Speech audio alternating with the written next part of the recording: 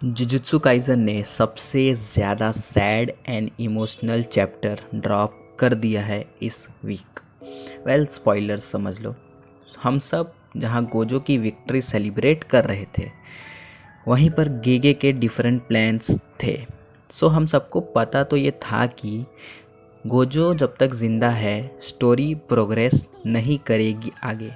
तो अगर स्टोरी को आगे ले जाना है तो कैसे न कैसे गोजो को तो साइड में हटाना पड़ेगा। बट ये एक्सपेक्टेड था, बट ये इतना इमोशनल होगा ये किसी ने एक्सपेक्ट नहीं किया था।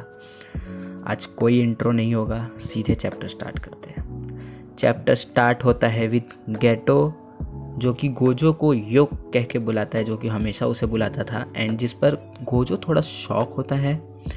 गोजो कहता है कि उसने स्टूडेंट्स को कहा था कि जब तुम मरते हो तुम अकेले होते हो, तो ये सब बस एक इमेजिनेशन ही हो तो अच्छा है। एंड इधर गोजो कुछ मेंशन करता है उसके फादर के बारे में, पर फिर वो टॉपिक चेंज कर देता है। तो इसके बारे में हमें आगे ही पता चलेगा कि आखिर गोजो के फादर है भी ज़िंदा या नहीं, और अगर वो ज़िंदा है तो उसके बारे में क्या, जो कि उसने यहाँ कहा भी है कि उसने शोको को वो मैटर दे दिया है सॉल्व करने के लिए। तो अब जो पूरी कन्वर्जेशन है ना, ये एक आफ्टर लाइफ कन्वर्जेशन है ऑफ गोजो एंड उसके सारे दोस्त। मतलब रियलिटी में गोजो मर चुका है। गेटो पूछता है कि किंग ऑफ द कर्सेस के साथ लड़ाई कैसी थी। गोजो आंसर करता है कि सुकुना बहुत ही ताकतवर था, इतना कि वो ऑल आउट भी नहीं गया गोजो के अगेंस्ट। एंड गोजो श्योर नहीं था कि वो जीत पाएगा। भले सुकुना के पास मेगुमी की कर्स टेक्निक हो या ना हो, तब भी गोजो श्योर नहीं था।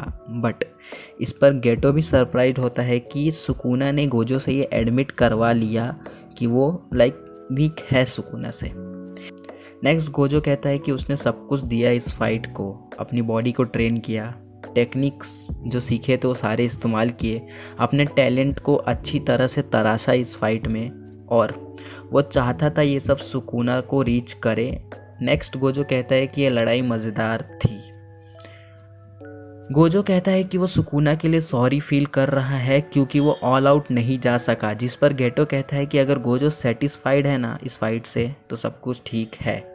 बट गोजो कहता है कि वो असल में सेटिस्फाइड तब होता अगर गेटो भी उसे पीठ पर शाबाशी देकर मोटिवेट करता, जो कि हमने फाइट के स्टार्ट में देखा था यूजी को करते हुए।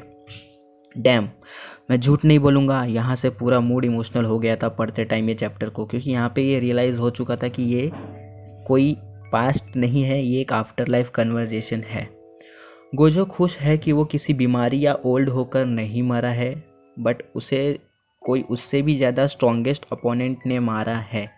एंड सडनली नानामी कहता है कि गोजो से ये सब सुनना हजम नहीं हो रहा है। गोजो एक सामुराई जनरल की तरह साउंड कर रहा है। नानामी कहता है कि उसे एक बार गेटो से बात हुई थी एंड उसने कहा था कि सब कुछ गोजो पर छोड़ दो, क्योंकि गोजो जुजुत्सु को जीने या प्रोटेक्ट करने की नज़र से नहीं देखता। वो एक ठरकी है जो सेटिस्फाई होता है सॉर्सरी का यूज़ करके। यहाँ पर थोड़े फन हो रही है इनके बीच में। हावारी भी कहता है कि ये बात सबको पता थी, बट किसी ने कभी आकर सामने से कहा नहीं। नानामी कहता है कि गोजो के लास्ट मोमेंट्स को वो जस्टिफाई नहीं करेगा, बट उसके लिए वो सिंपैथी फील कर रहा है। गोजो नानामी को थैंक्स कहता है एंड गोजो नानामी से पूछता है कि उसके लास्ट मोमेंट्स कैसे थे, जिस पर नानामी आंसर कहता है कि उसने मे सान से इसके बारे में बात किया था एंड उसने कहा था कि पहला, नॉर्थ की तरफ मूव करना अगर तुम खुद का नया साइड देखना चाहते हो, और दूसरा, साउथ की तरफ मूव करना अगर तुम जैसे हो वैसा ही रहना चाहते हो। एंड नानामी ने साउथ चूज़ किया। इसके बाद गोजो सबको एक फाइनल बाय बोलता है। Dam, this was very heavy, but note करो कि इस पूरे कन्वर्जेशन में नोबारा नहीं है। इसका मतलब ये है कि वो अभी ज़िंदा है। Next we are back to reality and हमें दिखता है सुकुना एक्सप्लेन कर रहा है कि मोहोरोगा का अडेप्टेशन आखिर कैसे हुआ था। एक बार मोहोरोगा ने कोई अटैक रिसीव किया ना, तो वो धीरे धीरे उसे अडेप्ट करेगा, बट जितना ज़्यादा अटैक वो लेगा उतना जल्दी अडेप्टेशन प्रोसेस फास्ट होगा। जो कि क्लियर है महारोगा अब 2 तरीके से ही अडेप्ट करता है चीज़ों को। अगर उसे कोई अटैक पड़ी तो कुछ टाइम में तो वो उसे अडेप्ट कर लेगा, बट अगर एक ही अटैक को बार बार उस पर मारा जाए ना तो वो अटैक जल्दी अडेप्ट करेगा वो। सुकुना कहता है कि वो मोहरोगा को एक रोल मॉडल मानता है जो कि गोजो के इन्फिनिटी को पास करेगा, जिसका मतलब मुझे समझा नहीं। जब ओरिजिनल ट्रांसलेशन आएंगे इस चैप्टर के उसमें शायद ये लाइन क्लियर होगी। मोहरोगा पहले गोजो की इन्फिनिटी को अडेप्ट कर रहा था, वो कर्स एनर्जी को चेंज कर रहा था ताकि इन्फिनिटी न्यूट्रलाइज हो जाए। एंड जब मोहरोगा ने स्लैश मारा था तब वो स्लैश सिर्फ सुकुना के स्लैश जितना सेम नहीं था।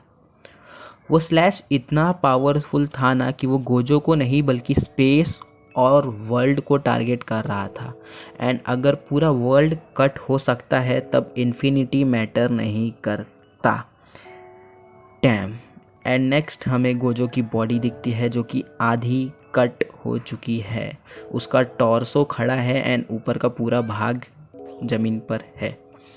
सुकुना फिर कहता है बहुत अच्छे सातरो, मैं तुम्हें कभी भूलूंगा नहीं। एंड नेक्स्ट बिना किसी देरी के थंडर गॉड हाजिमे काशिमो बैटल को ज्वाइन करता है। यहाँ पर लीक्स और चैप्टर दोनों ख़त्म होते हैं।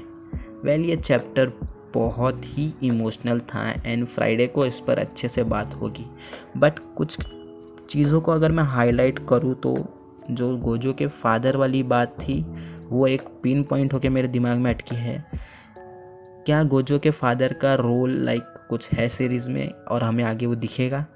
सेकेंड जो चीज़ है, अब सुकुना वर्सेस हाजिमे की बैटल चालू हो जाएगी। एक्सपेक्टेड रहेगा कि वो फाइनली जिसका हाइप था वो अटैक जो हाजिमे के पास है 1 शॉट वाला वो क्या है एंड क्या वो सुकुना को हरा पाएगा, और क्या सुकुना अब फाइनली अपनी पावर्स का यूज़ करेगा लड़ने के लिए हाजिमे से। कमेंट्स करो अपने थॉट्स को, वीडियो को लाइक कर देना। कियोत्सुके सायोनारा।